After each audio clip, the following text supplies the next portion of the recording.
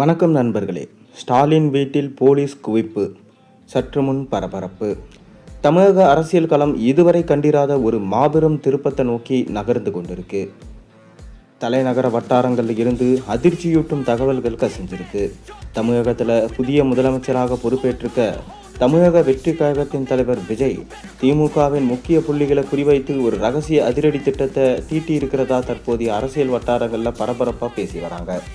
அதாவது operation blue giant என்ற ரகசியமாக பெயரிடப்பட்டிருக்க இந்த அதிரடி நடவடிக்கையின் கீழ் திமுகவின் 5 முதல் 6 வரையிலான மிக முக்கியமான தலைவர்கள் மற்றும் முன்னாள் அமைச்சர்கள் எந்த நேரத்திலும் கைது செய்யப்படலாம் என்று நம்பகத்தகுந்த வட்டாரங்களிலிருந்து தெரிவிக்கின்றாங்க.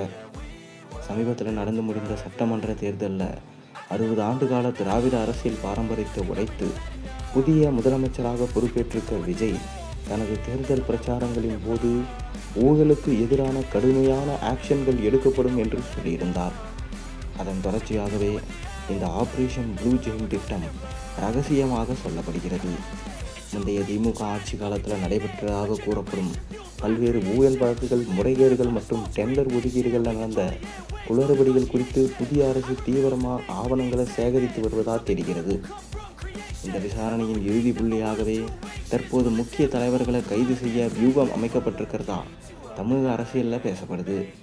அரசியல் வட்டாரங்களில் உலாவரும் தகவல்களின்படி இந்த உத்தேச பட்டியலில் திமுகவின் மிக முக்கியமான தலைவர்கள் மற்றும் கடந்த அமைச்சரவையில் செல்வாக்கு மிக்க துறைகளை கையாண்ட 5 முதல் 6 முன்னாள் அமைச்சர்களின் பெயர்கள் இடம்பெற்றிருக்கிறதா சொல்லப்படுது. பொதுப்பணித்துறை மற்றும் நெடுஞ்சாலைத்துறையில் கடந்த காலங்களில் வழங்கப்பட்ட பெரும் மதிப்புள்ள ஒப்பந்தங்களில் நிகழ்ந்ததாக கூறப்படும் முறைகேடுகள், முந்தைய ஆட்சியில் அதிகம் விவாதிக்கப்பட்ட மின்துறை கொள்முதல் மற்றும் போக்குவரத்து துறை சார்ந்த பழைய புகார்கள் மீண்டும் தூசி தட்டப்படலாம் என தெரிகிறது. இதற்காக தனிப்படை அதிகாரிகள் நியமிக்கப்பட்டு மிக ரகசியமான சட்ட ரீதியான ஆதாரங்கள் மற்றும் கோப்புகள் தயார் செய்யப்பட்டு வருவதாக சொல்லப்படுகிறது.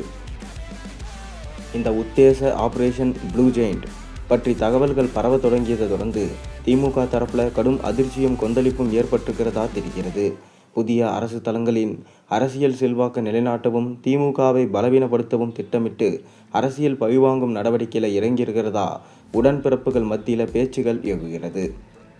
ஆனாலும் பார்த்தீங்கன்னா, ஸ்டாலின் அவர்கள் இந்த ஆட்சியை எப்படியாவது கலைத்துவிட வேண்டும் என தொடர்ந்து தன்னால் இயன்றதை செய்து கொண்டுதான் இருக்கிறார். மேலும் முதலில் குறிவைப்பது ஸ்டாலினை தான் என்கின்ற விஷயமும் தெரிய வந்திருக்கு.